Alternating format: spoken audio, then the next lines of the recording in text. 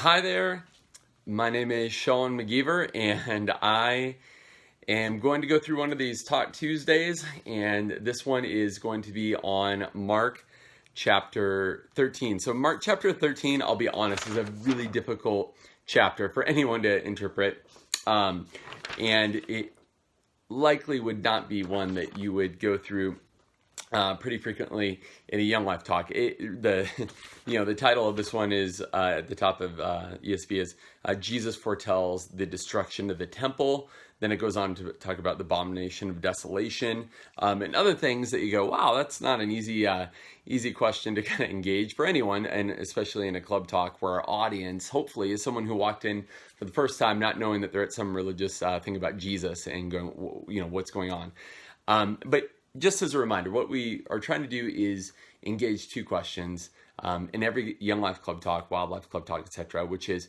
who is Jesus Christ and what does Jesus Christ have to do with my life? And I think that this chapter actually speaks to that in some significant ways. But you might need a little help with it. I picked this club talk for myself in my club because it's a bit of a tricky one. I wouldn't recommend this one for someone doing who's newer to doing club talks. Though scripture certainly can speak through anyone. So I'll be doing this club talk on Monday at my club here at Pinnacle. And I think really, as I've looked at it, the keys that the places where I'm going to focus on this entire chapter are in the very beginning, in the first kind of 6, 7, 8 verses, and then in the middle and at the end. In the beginning, there's some questions about what are these outward signs and symbols of religion. They're talking about the temple. Then it talks about that many people will come saying, I am he. And then it goes on to kind of expand upon that in verse 21 and 22, saying people will come saying, look, there's the Christ, and that there will be false Christs and false prophets coming. And then at the end, it goes on to say that we should be awake. We need to be alert. So anyway, those are the places where I'm going to focus on, which is what are the outward symbols of religion back then and today? Who are the false messiahs? Who are the false kings back then and today? What is it with these distracting kind of world turmoil, crisis situations back then and today? Well, Jesus's advice in all those situations are the same, which is be alert, pay attention, don't fall asleep. Pay attention to who is it that we should. Is king, who is the Messiah, who is that we should follow, all those kind of questions. So anyway, here's where I'll go. I'll try to sum it up. The main point of Mark chapter 13, in my opinion, is that we're to look to Jesus to be king, to be God, to be Messiah, and that we're easily distracted by, to be honest, religion, prominent human leaders demanding our obedience, and chaotic world events. Those things can be extremely distracting. But we should look to Jesus Christ as God, and he's the only one that we can trust. So here's a main point just in a sentence. Are you awake or alert to the most important question you could ever consider? Who is the king of my life now and for eternity? Or maybe something like this. Jesus Christ is God, and he's the only one that we can trust with our life now and for all the wild days to come. Something like that. So just pointing to who Jesus is. The last one or not the last one, but what does this show us about Jesus? Jesus knows that there's going to be people who are going to try to deceive us about who God is, about who Jesus is, and what's important. Jesus warns us that to watch and to be awake, or you might even say to be woke. I don't know. But that also what does this show us about Jesus? He's the King. He's the Messiah. What does this have to do with our life? Well, this chapter wouldn't exist in Mark 13 if it weren't because we didn't need to hear it. Many of us back then and now are deceived and misled by religion or prominent leaders or wild world events. Things were like that then, and things are like that now. And so what does this have to do with our life is things don't change. We are distracted by those sorts of things. A couple technical details and then some illustrations. I'll wrap it up. But There are a lot of technical details in here. The Abomination of Desolation, going back into Daniel chapter 11, chapter 12. There's a lot of things going on here. I'm not going to try to explain all of them. I don't think I fully understand all of them. But if I was to lift up three things, it would be this. First off, the temple is really important, and we see that right there just in verse 1 and 2. The temple is the center of Jewish religious, political, and their financial world. One minor technical note, I don't think it would make it into a club talk, but if you want to have a key to understanding Mark 13, recognize that a few decades after Mark wrote his gospel, actually the temple was destroyed in AD 70. It was destroyed, and on top of the rubble, the government came in and put up banners declaring Caesar is Lord, and not too long after that, where the altar was for the temple, they installed an altar to Zeus. I mean, just talk about craziness there. So this certainly had to do about something in the distant future, but also had something to do with the immediate future there, and that it had to do with the temple. The second technical detail that I'd like to highlight is the reference to the I am he in verse 6, or the here is the Christ in verse 21. Especially just this word Christ. I know that we usually think Jesus Christ. Jesus Christ is not his last name. Christ is not Jesus's last name. It's a title. The Christ is a Greek word that has to do with a Hebrew word. It kind of echoes back to the word Messiah. And what does the word Messiah have to do with? The Messiah is the king. The awaited king. And so when you talk about Jesus the Christ, really what you're saying is it's a title for this man named Jesus.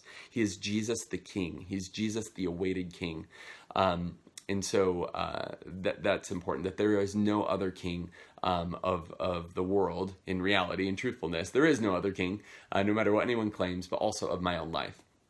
And then the last part, just note that at the end of this chapter, it has a repeated challenge, and it could be our challenge too, which is to be on guard, to be awake. It says it over and over and over in verse 33, 34, 35, 37. Stay alert, do not fall asleep, pay attention, pay ultimate attention to who you follow and to whom you give your ultimate trust. A couple possible illustrations. One would be a false alert. Recently, it's kind of sad and really scary, actually.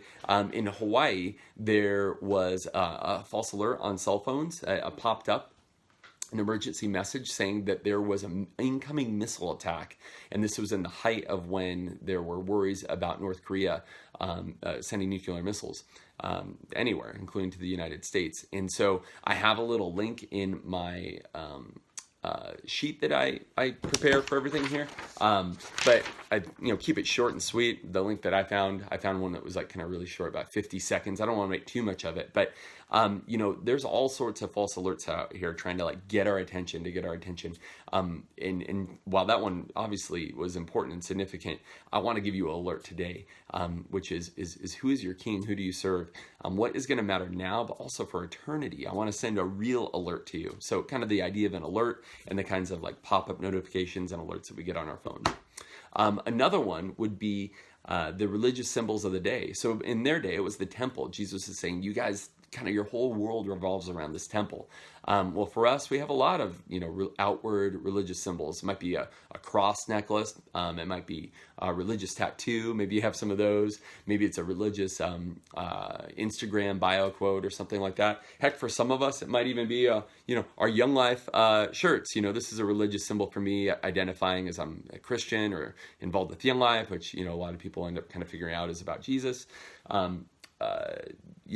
Religious symbols aren't necessarily bad, but if all they are is symbols and not truly who we are, then they're worthless. And so just talking about the idea of our own religious symbols, and it's not the symbols that matter, it's our response to Jesus Christ. So you could use that as an illustration. The last one would be playing on the idea of where people are saying, I am he, or they are false messiahs, or they are claiming to be the Christ, that kind of idea. I didn't have time to go get one, but you could get one of those Burger King crowns, Burger King crowns. I didn't have a Burger King crown, but somehow I had this bizarro king crown.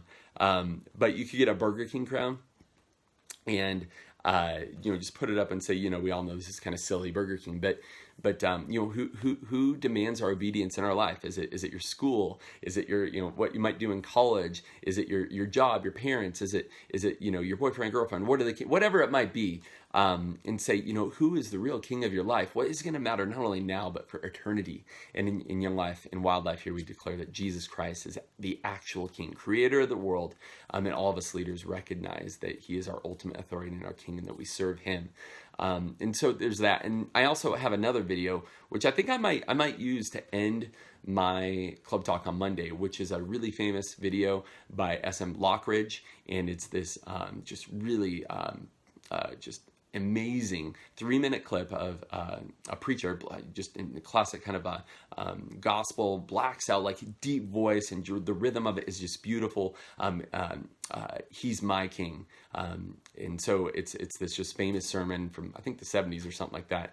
I think my friend Rick Wilson was actually there. He told me he was there, but it's really profound. So I have a video to that. It has all the words with it. I think I'm going to close with that while I'm holding up that Burger King crown, and at the end I'm just going to say, who do you say your King is? And I'm just going to challenge. Now, and just as a heads up, we don't have to wait until the crosstalk. We don't have to wait until the sin talk. We don't have to wait until camp.